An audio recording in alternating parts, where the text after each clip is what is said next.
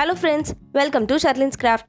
Homemade adray clay எப்படி பண்றதுன்னு இன்னைக்கு பார்க்க போறோம். அதுக்கு முன்னாடி நம்ம சேனலை நீங்க இதுவரைக்கும் subscribe பண்ணலனா subscribe பண்ணிக்கோங்க. பக்கத்துல இருக்க bell button அழுத்தி ஆல் கொடுத்துக்கோங்க. Homemade clayல பண்ண flowers தான் இது. adray clay பண்றதுக்கு நமக்கு ஃபர்ஸ்ட் இந்த மாதிரி நான் ஒரு பவுல் எடுத்து வச்சிருக்கேன். அதுல வந்து 4 ஸ்பூன் அளவுக்கு salt நான் கரெக்ட்டா எடுத்து வச்சிருக்கேன். அது வந்து இந்த பெரிய பவுல்ல போட்டுக்கறேன். ஓகே, இப்போ உப்பு சேர்த்தாச்சு. உப்பு கூட கொஞ்சம் தண்ணி சேர்த்துக்கலாம். உப்பு கரைசல் ரெடி பண்ண போறனால 4 ஸ்பூன் உப்புக்கு 4 ஸ்பூன் தண்ணி ஆட் பண்ணிக்கலாம். ஓகே, தண்ணி சேர்த்தாச்சு. இப்போ இது நல்லா மிக்ஸ் பண்ணிக்கலாம்.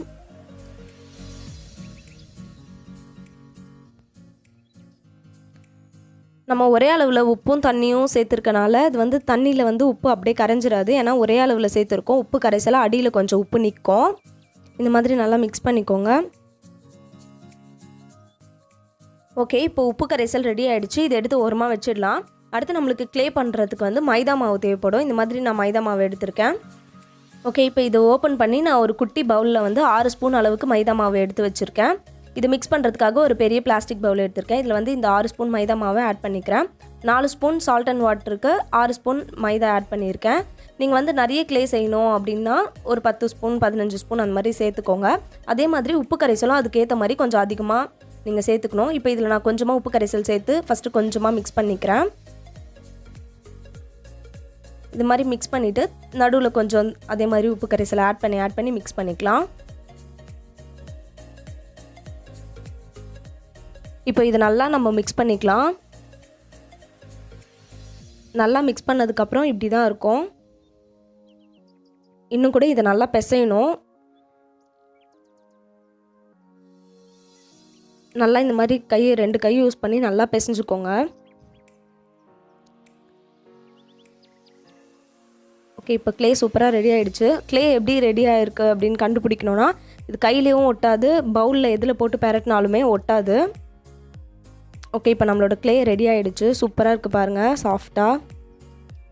இது பியோர் ஒயிட்டாக இருந்துச்சு. அது தெரியணுன்றதுக்காக தான் பிளாக் கலர் பேக்ரவுண்டில் காமிக்கிறேன். நல்லா பியோர் ஒயிட்டாக கிடச்சிது.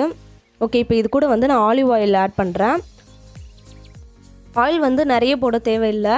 ஒரு 1/2 ஸ்பூன் ஆலிவ் ஆயில் சேர்த்தாலே போதும். உங்கள்கிட்ட ஆலிவ் ஆயில் இல்லை அப்படின்னா நீங்கள் வந்து கோகனட் ஆயில் இல்லைனா சமையலுக்கு யூஸ் பண்ணுற சன்ஃப்ளவர் ஆயில் கூட யூஸ் பண்ணிக்கலாம்.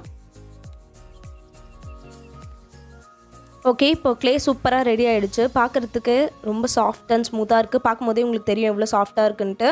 இதிலேருந்து இப்போ கொஞ்சமாக எடுத்து நான் கலர் மிக்ஸ் பண்ண போகிறேன்.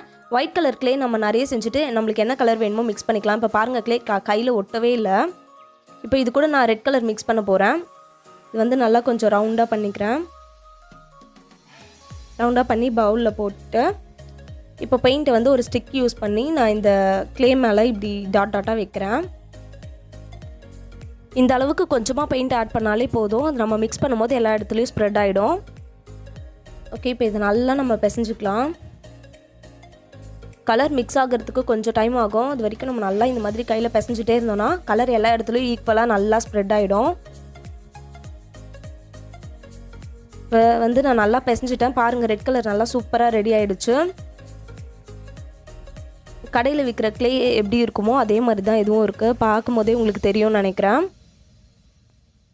இந்த க்ளேவோட கலர் லைட் வெளிச்சத்தினால டிம்மாக தெரியுது. அதனால நான் இந்த மாதிரி ஒரு ஒயிட் கலர் போர்ட் மேலே வச்சு காமிக்கிறேன். பாருங்கள் எவ்வளோ டார்க் கலராக இருக்குன்னு. இப்போ இதில் நான் சும்மா ஒரு ஃப்ளவர் உங்களுக்கு பண்ணி காமிக்கிறேன். இந்த கட்டை மேலே வச்சு இதை நல்லா ரவுண்டாக சப்பாத்தி மாதிரி உருட்டிக்கலாம். நான் இந்த மாதிரி ஒரு க்ளூ ஸ்டிக் வச்சு இதை உருட்டிக்கிறேன். நீங்கள் வந்து ரவுண்டாக ஏதாவது கட்டை வச்சுருந்தீங்கன்னா அதை வச்சு கூட உருட்டிக்கலாம். நான் வந்து க்ளூ ஸ்டிக்லேயே இந்த மாதிரி மெலிசாக உருட்டிக்கிறேன். ஓகே, உருட்டியாச்சு. இப்போ இது வந்து ரவுண்டாக ஏதாவது ஒரு மூடியை வச்சு இந்த மாதிரி ரவுண்ட் பண்ணி அதை எடுத்துக்கலாம். இப்போ இது வந்து தனியாக எடுத்துக்கலாம். இப்போ வந்து 5 வட்டம் கிடச்சிருக்கு நம்மளுக்கு ரவுண்டாக. இப்போ பேலன்ஸ் இருக்க இந்த மாவையும் திரும்ப உருட்டிட்டு இதை எடுத்து ஓரமாக வச்சுக்கலாம். ஃபஸ்ட்டு இப்போ வந்து பேலன்ஸ் இருக்க மாவையும் இந்த மாதிரி உருட்டிக்கலாம். இதில் வந்து ரவுண்டாக இந்த மூடியை வச்சு ரவுண்ட் பண்ணி எடுத்துக்கலாம். மொத்தம் 8 ரவுண்ட்ஸ் வேணும் இந்த ஃப்ளவர் பண்ணுறதுக்கு.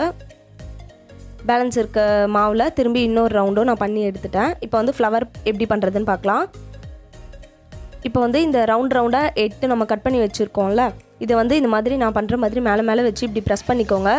க்ளூ எதுவும் போட தேவையில்லை. இது இப்போ தான் செஞ்ச க்ளேன்றனால இது இப்படி லைட்டாக விரல் வச்சு இந்த மாதிரி ப்ரெஸ் பண்ணாலே அது நல்லா ஒட்டிக்குது. ஓகே, இந்த மாதிரி 8 ரவுண்ட்ஸையும் இந்த மாதிரி வச்சுட்டேன். இப்போ வந்து ஒரு பெயிண்ட் ப்ரஷ் எடுத்து சென்டரில் வச்சு இந்த மாதிரி ப்ரெஸ் கொடுத்துக்கிறேன். நீங்கள் ஏதாவது ஸ்டிக் ஏதாவது வச்சு ப்ரெஸ் கொடுத்துக்கோங்க. அப்புறம் இதை வந்து இந்த மாதிரி சுருட்டிக்கோங்க. இந்த மாதிரி சுருட்டியாச்சு. இப்போ சென்டரில் நம்ம ப்ரெஸ் கொடுத்தோம்ல, அந்த இடத்துல கரெக்டாக வச்சு கட் பண்ணிக்கலாம். ஒரு ஸ்கேல் வச்சு தான் நான் கட் பண்ணுறேன். ஓகே, இப்போ ஃப்ளவர் ரெடி ஆகிடுச்சு. பெயிண்ட் ப்ரஷ் வச்சு நம்ம சென்டரில் வந்து நல்லா ப்ரெஸ் பண்ணி ஒரு அச்சு மாதிரி வந்ததில் கரெக்டாக அந்த அச்சில் தான் நம்ம கட் பண்ணணும். அப்போ தான் ஃப்ளவர் இந்த மாதிரி அழகாக வரும். இப்போ வந்து ஒயிட் கலர் க்ளே கொஞ்சம் எடுத்து இதில் ஒரு ஃப்ளவர் பண்ணி காமிக்கிறேன். இந்த ரெட் கலர் ஃப்ளவர் பண்ணது வந்து கொஞ்சம் காயிட்டோம். இப்போ வந்து இந்த ஒயிட் கலரில் மாவு எடுத்து கொஞ்சம் ரவுண்டாக பண்ணிவிட்டு நடுவில் ஒரு மூடி வச்சு ரவுண்டாக ப்ரெஸ் பண்ணியிருக்கேன். இதை வந்து ஸ்கேல் வச்சு இந்த மாதிரி கட் பண்ணியிருக்கேன். இந்த மாதிரி கை வச்சு ஃப்ளவர் மாதிரி இப்படி நம்ம ஃப்ளவரோட பெட்டல்ஸ் மாதிரி இப்படி பிடிச்சி விட்டோன்னா இந்த ஒயிட் கலர் பேக்ரவுண்டுக்கு தெரியல, அதனால் பிளாக் கலரில் வச்சு பண்ணி காமிக்கிறேன். இந்த மாதிரி கை வச்சு இப்படி ப்ரெஸ் பண்ணோன்னா அது ஃப்ளவர் மாதிரி நம்மளுக்கு கிடைக்கும். இந்த மாதிரி குட்டியாக நம்ம ஃப்ளவர் மாதிரி பண்ணிவிட்டு கூட பாட்டில் ஆர்ட்லாம் பண்ணுறதுக்கு நம்ம யூஸ் பண்ணிக்கலாம். பாட்டில் கிராஃப்ட்லாம் பண்ணுறோன்னா இந்த மாதிரி ஏர் ட்ரை க்ளேயில் வந்து நம்ம இந்த மாதிரி ஃப்ளவர்லாம் பண்ணிவிட்டு பாட்டிலில் அப்படியே ஃபெவிகால் போட்டு ஒட்டினோன்னா அது அழகாக ஒட்டிக்கும். இந்த ரோஸ் ரொம்ப அழகாக இருக்குது பாருங்கள். இப்போ இதை எப்படி ஸ்டோர் பண்ணுறதுன்னு நான் சொல்கிறேன். இந்த மாதிரி ஏதாவது ஏர் டைட் பாக்ஸ் ஏதாவது ஒன்று எடுத்துக்கோங்க. இந்த ஒயிட் கலர் ஃப்ளவரையும் நான் வந்து அந்த ஒயிட் கலர் க்ளே கூடயே சேர்த்து மிக்ஸ் பண்ணிக்கிறேன். சும்மா தான் செஞ்சு காட்டினேன், அதனால தான். இப்போ வந்து இது ஸ்டோர் பண்ணுறதுக்கு முன்னாடி கொஞ்சமாக ஆயில் அப்ளை பண்ணி மேலெலாம் படுற மாதிரி இந்த மாதிரி பண்ணிக்கணும். எல்லா இடத்துலையும் ஆயில் படுற மாதிரி வச்சுட்டு ஒரு க்ளீன் கவர் எடுத்து இதை நல்லா டைட்டாக முறுக்கிக்கோங்க. இந்த மாதிரி சுற்றிட்டு இந்த பாக்ஸில் போட்டு நம்ம வச்சுக்கலாம். நான் இது எல்லாத்தையும் சும்மா இந்த பாக்ஸில் போடுறேன்.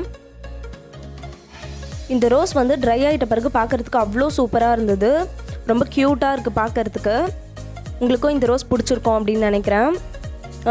நம்ம ஹோம்மேடாக பண்ண இந்த ஏர் ட்ரை க்ளே வச்சு நான் நெக்ஸ்ட் வீடியோவில் நிறைய ஃப்ளவர்ஸ் டிஃப்ரெண்ட்டாக எப்படி பண்ணுறதுன்னு போடுறேன்.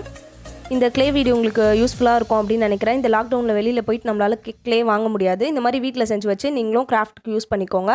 இந்த வீடியோ உங்களுக்கு பிடிச்சிருந்தா லைக் பண்ணுங்கள், ஷேர் பண்ணுங்கள், கமெண்ட் பண்ணுங்கள். நம்ம சேனலில் நீங்கள் இது வரைக்கும் சப்ஸ்கிரைப் பண்ணலன்னா கீழே இருக்க ரெட் கலர் சப்ஸ்கிரைப் பட்டன் அழுத்தி சப்ஸ்கிரைப் பண்ணிக்கோங்க. நெக்ஸ்ட் இன்ட்ரெஸ்டிங்கான வீடியோவில் பார்க்கலாம். பை.